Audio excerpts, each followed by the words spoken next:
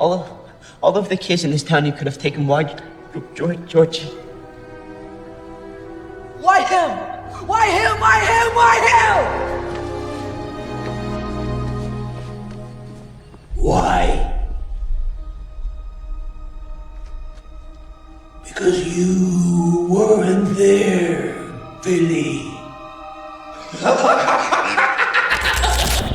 It has been 27 years since a group of kids known as the Losers Club defeated the horrifying threat of Pennywise the dancing clown. Or so they believed. Now, almost 3 decades later, the bloodthirsty clown has returned, terrorizing the town of Derry once again. Welcome back to Recap TV. Today, we're diving into the terrifying conclusion of Stephen King's It, Chapter 2. The story begins in 2016. Derry is alive with the cheerful chaos of its annual festivities. At a water gun competition, a young man named Adrian enjoys a carefree moment with his boyfriend. Their affectionate display catches the attention of a nearby group of guys. As they walk home together, the same group of homophobic teens ambushes them. You know what? I'll take off the hat for you. But why leave it there? Anything else would like me to take off for you tonight? The confrontation quickly escalates into a brutal fight. Outnumbered, Adrian is savagely beaten and ultimately thrown into the river. He struggles to stay afloat, gasping for air, when he suddenly notices something. A clown standing ominously on the riverbank, extending a hand towards him. Moments later, Adrian's boyfriend rushes to his side, only to witness a horrifying sight.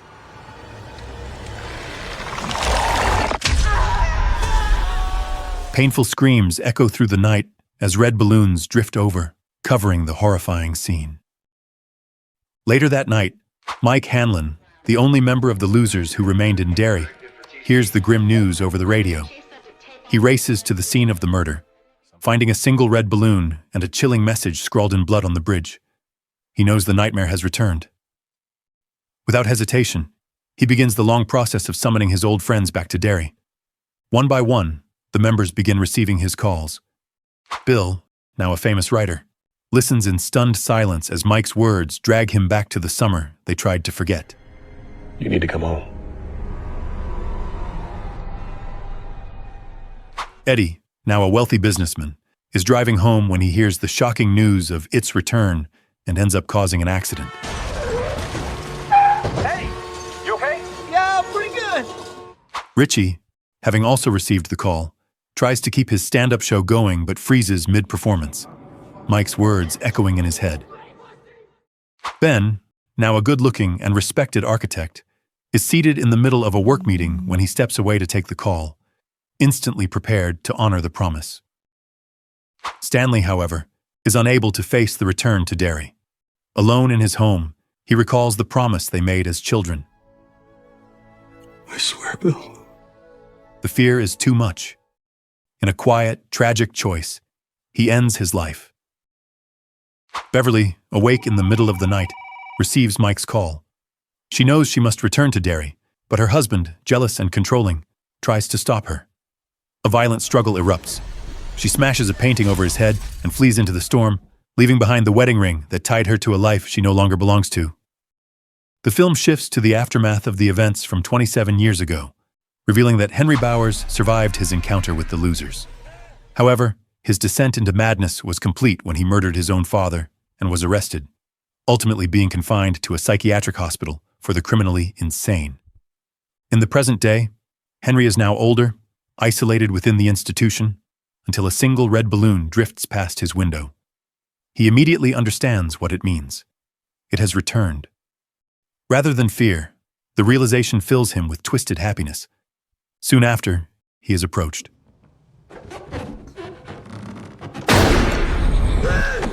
Henry is confronted by a zombified version of his former friend Patrick, who silently returns Henry's knife to him, reigniting his violent urges.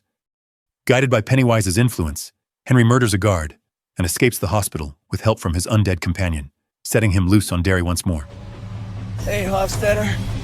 Let's go! As the Losers reunite in Derry, they gather for an uneasy reunion at a restaurant. Laughter and nostalgia briefly mask the tension, but it soon becomes clear how much they have forgotten over the years. The mood shifts when Mike tells them about the brutal killings currently happening in Derry.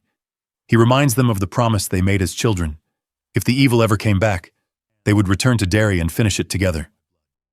He is certain that it has returned, but the others are skeptical, convinced they defeated Pennywise 27 years ago. Soon, a seemingly harmless fortune cookie exercise quickly turns sinister. Together, the messages form a chilling message that points to Stanley's absence. Suddenly, the restaurant descends into chaos as the plates shake and grotesque creatures burst from the cookies. The room fills with screams as the nightmarish creatures swarm the Losers Club. Then, just as suddenly as it started, everything snaps back to normal, leaving the group shaken to its core. Yeah, can we get the check? Concern over Stanley's absence grows, prompting Beverly to call his wife, who reveals that Stan is dead. Fear spreads through the group, and they begin to panic, deciding it would be best to leave Derry rather than face Pennywise again. As the others rush off, Bill stays behind. Mike convinces him to visit the library, where he reveals everything he has learned over the years. Mike has been preparing for this moment, studying old texts and speaking with townspeople who know about Pennywise. From Native American legends, he learned Pennywise's origins, a creature that fell from the sky and has terrorized humanity for thousands of years. Mike believes he has found a way to defeat it using the ritual of Chud, an ancient ceremony capable of trapping the entity inside an urn and sealing it away forever. Bill is hesitant, but Mike convinces him this may finally give them a real chance. Meanwhile, the others gather at a nearby bar. Beverly reveals that after seeing the death lights 27 years ago, she has been haunted by visions of all their deaths, including Stanley's. She believes that if they run from this, they will all die anyway. The group argues until Mike and Bill arrive, and Mike explains the ritual, insisting it is their only chance to end Pennywise once and for all. The next morning, the Losers Club heads to a hideout from their childhood. Mike explains that the first step of the ritual is to collect artifacts from their past. The scene cuts back and forth between the losers, as they were 27 years ago, and the adults they are now. They reminisce about the good times they shared there, and for a brief moment, they seem to forget the darkness surrounding them. Inside the hideout, they find an object that reminds them of Stanley and take it with them as his artifact from the past. Soon after, they decide to separate, each going alone to retrieve a personal item tied to their history. Beverly, strong but still carrying the weight of years of anguish and fear, returns to her father's old apartment. There, she meets a new resident, a seemingly kind elderly woman who invites her inside. The woman offers her tea, and the two begin talking about Beverly's past. Beverly retrieves a keepsake she hid there as a child, Ben's love poem. The woman seems unusually interested in her, and the way she speaks and behaves slowly makes Beverly uncomfortable. Beverly turns the conversation toward the woman's own family. She explains that her father once joined a circus and shows Beverly an old photograph of herself with him. Behind Beverly's back, something strange happens. The woman strips down, her movements frantic, and her voice begins to turn inhuman. Are you still his little girl, Beverly?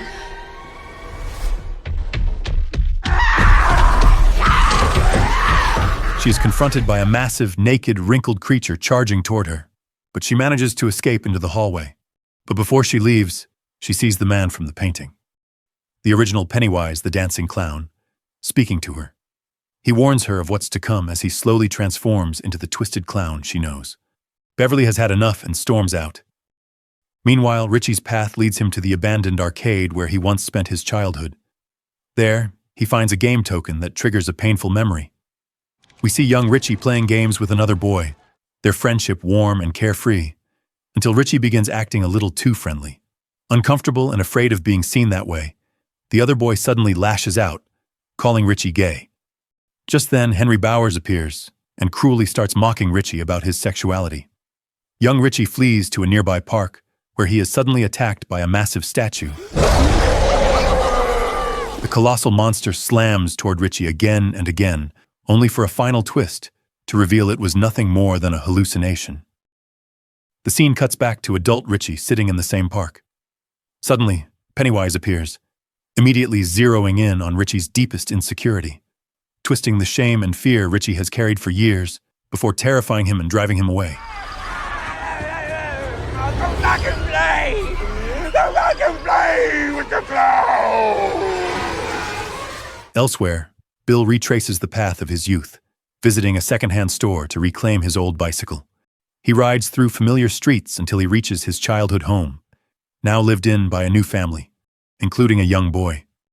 Bill eventually finds himself at the sewer drain where his brother was taken years ago.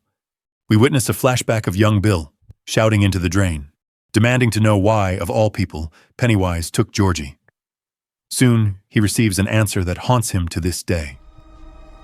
Because you weren't there, Billy.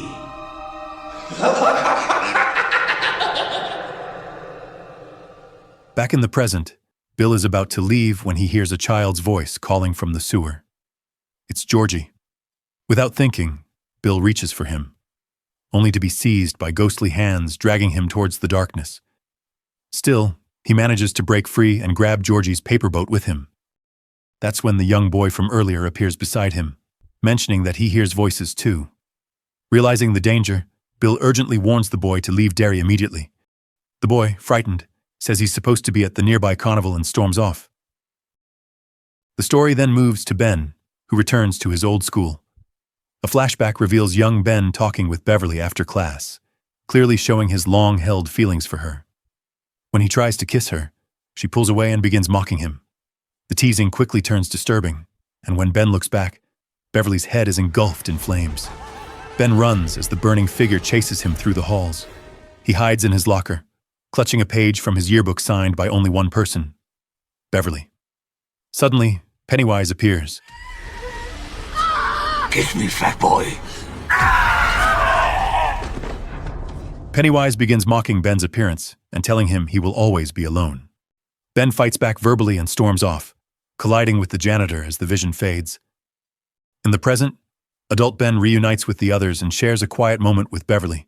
She shows him the letter from their childhood and tells him how much it has always meant to her, still believing it was written by Bill. Before Ben can correct her, Richie rushes in and interrupts them. Eddie, cautious but determined, returns to the old pharmacy in search of the inhaler that symbolizes his past. The scene cuts to young Eddie hearing his mother's desperate cries echoing from the back room. Though terrified, her calls for help push him forward. He walks down a dark hallway and pulls aside a curtain, revealing his mother strapped to a chair. From the shadows, a figure begins to emerge. Eddie instantly recognizes the sickly creature he has faced before, now threatening to infect his mother with horrible diseases. Both Eddie and his mother cry for help as he tries to free her, but panic takes over and he flees, leaving her behind. The scene cuts back to adult Eddie standing in the same hallway. As he turns, the disgusting creature lunges at him once more. Eddie fights back, realizing he is now stronger than his fear. He overpowers the creature, choking it.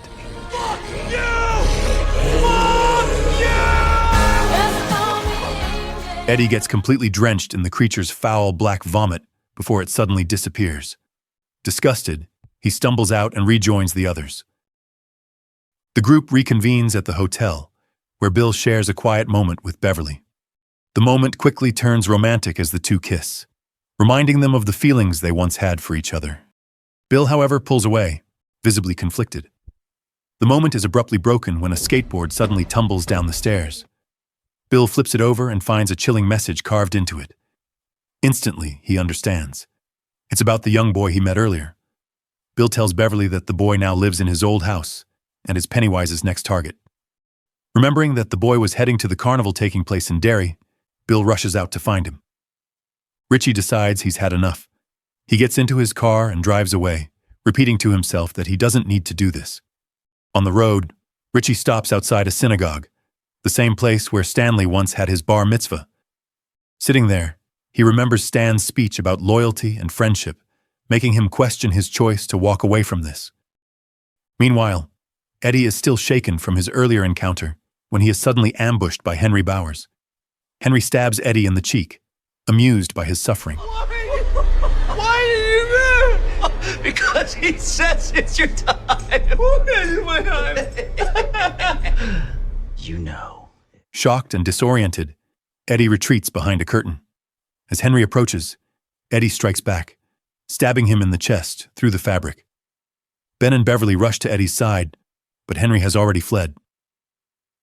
Bill arrives at the carnival and quickly spots the boy just as he enters a funhouse. He follows him inside, where distorted lights and swinging clown obstacles create a nightmarish atmosphere. Bill soon reaches a mirror maze and wanders through it, repeatedly crashing into walls as he struggles to find the boy. Eventually, he spots him, but a glass wall separates them. Confused, the boy asks why Bill keeps following him. Bill tries to warn him, but then he sees something that freezes him in place. The clown lurks on the opposite side of the glass, his eyes locked onto the child. Bill desperately begs Pennywise to take him instead, but the clown starts violently smashing his head against the glass, trying to reach the boy. Bill frantically tries to break through first, but he's powerless.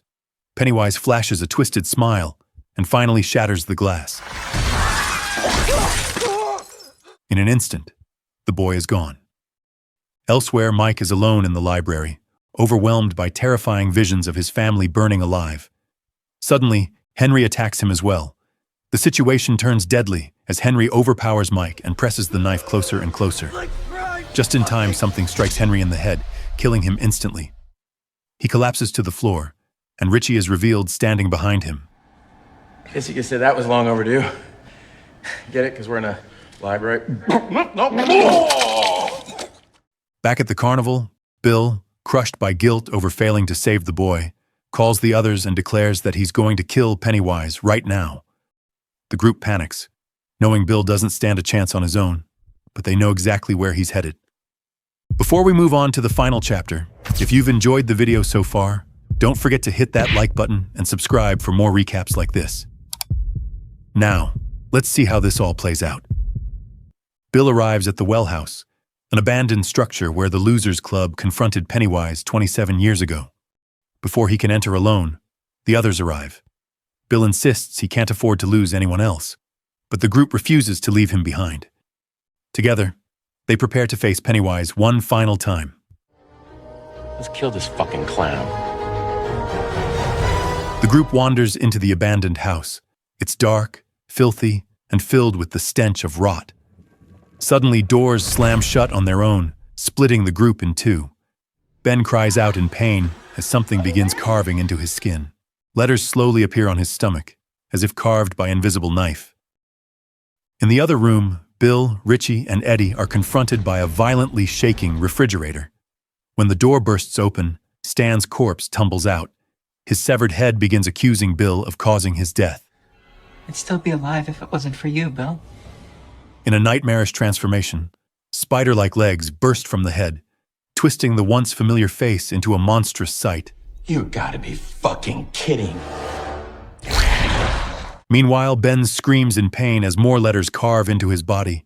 Beverly glances into a nearby mirror and sees Pennywise towering behind Ben, a knife in hand, ready to slit his throat.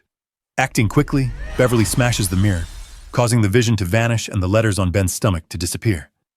In the other room, Richie struggles to keep Stan's snapping teeth away from his face. Bill tries to help, but Eddie freezes in the corner, paralyzed by fear, despite the others screaming for him to act. Just in time, Ben rushes in and stabs the spider-like creature, while Bill tosses it away. Furious, Bill yells at Eddie for nearly getting Richie killed. Eddie apologizes, visibly shaken, and the group moves forward. Soon, they come upon the familiar well that leads deeper underground. They descend into the sewers once again, reaching the chamber where they believed they defeated Pennywise 27 years ago. Inside, they find a hatch that leads even farther down. As the others climb inside, Eddie lingers behind, weighed down by guilt and fear, feeling like a burden to the group. Beverly speaks with him and hands him a spear-like weapon, telling him it can kill monsters. Does it? Yeah. If you believe it does. Hesitant, Eddie takes the weapon and follows.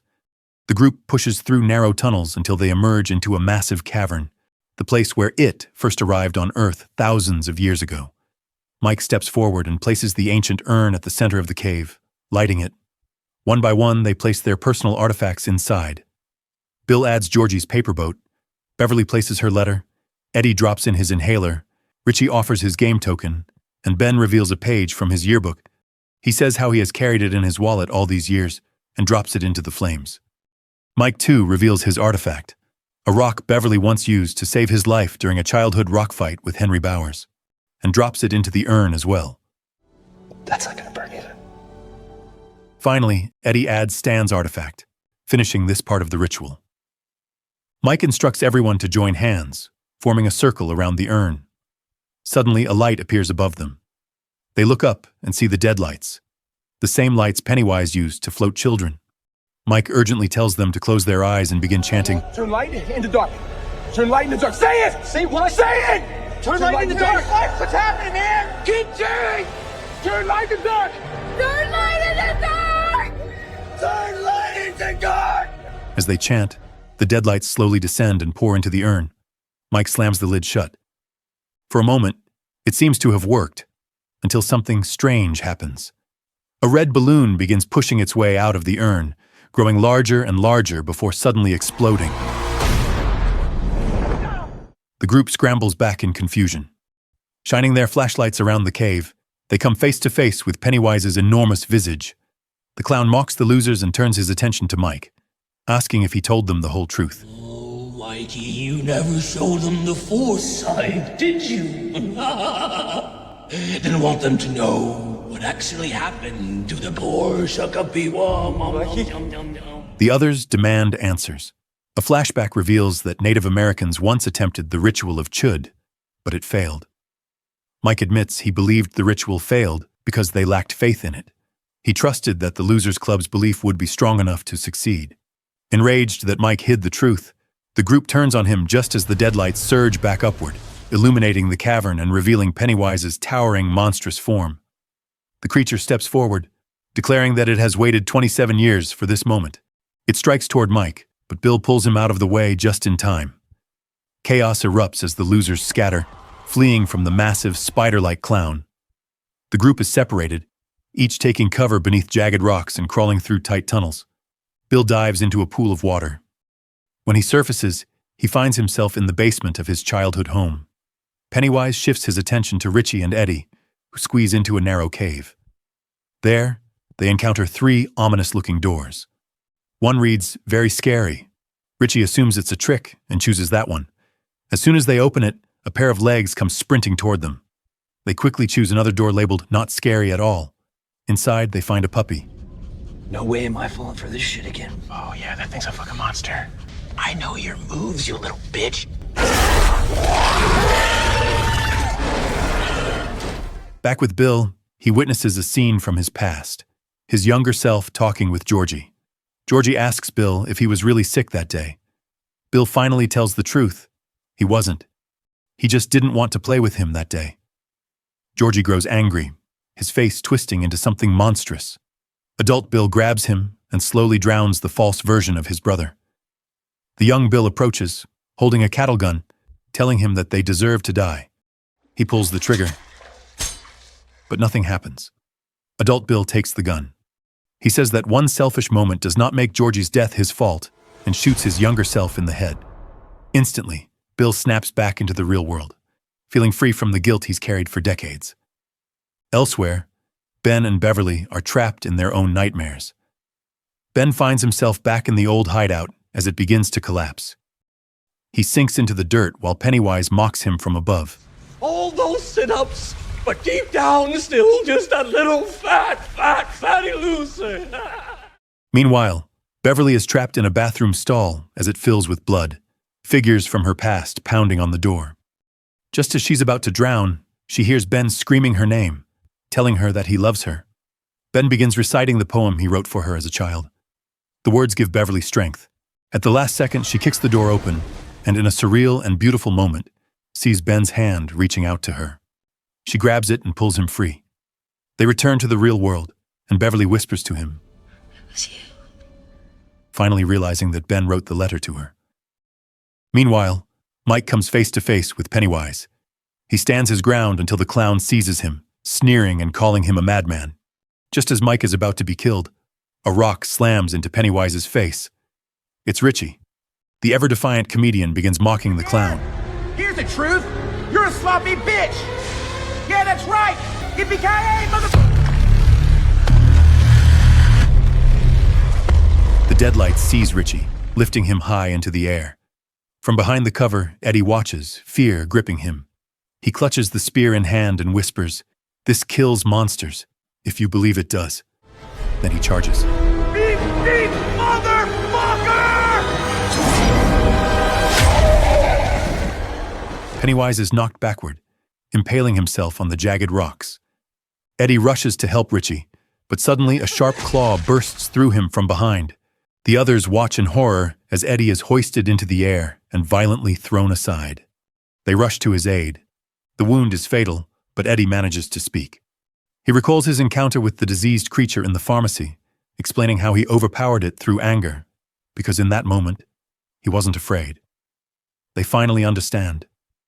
Encouraged by this knowledge, the group turns to face Pennywise together. The clown boasts, calling himself the Eater of Worlds. Mike responds coldly, saying that to them. You're just a clown. Pennywise hesitates, visibly shaken. Beverly calls him a weak old woman. The others join in, calling him a bully, a fraud, and an imposter. As their fear turns into courage, Pennywise begins to shrink, losing strength. The clown stumbles, growing smaller and smaller, until he's reduced to a terrified, childlike creature. Now, he is the only one afraid. Mike reaches into Pennywise's chest and pulls out his heart. Together, the losers crush it with their bare hands. The tiny clown lets out a piercing screech of agony before disintegrating into ash. At last, the ancient evil is destroyed. They rush back to Eddie only to find that he has passed away. Richie is devastated. The cavern begins to collapse, forcing them to flee and leave Eddie behind. Just in time, they escape as the house above caves in and sinks into the hole below. Later, the remaining members of the Losers Club reunite at their childhood swimming spot, washing away the blood and fear. They embrace, mourning the friend they lost, but relieved that it's now over. As the mood slowly starts to brighten, Beverly pulls Ben beneath the water and kisses him. In the final scene, Bill sits at home, opening a letter from Stanley. In it, Stan explains why he took his own life. He was too afraid to return, and he believed that if he stayed alive but didn't fight alongside the others, they would fail. So he decided to remove himself from the board entirely. As his words are read, we see Richie carving a tribute to him and Eddie into a wooden post, silently revealing his love towards him. Beverly and Ben find happiness together, and Mike, at last unburdened, feels finally free to leave Derry behind. Thanks for watching. I'd love to hear your thoughts in the comments. And if you enjoyed the video, make sure to like and subscribe. Catch you in the next one.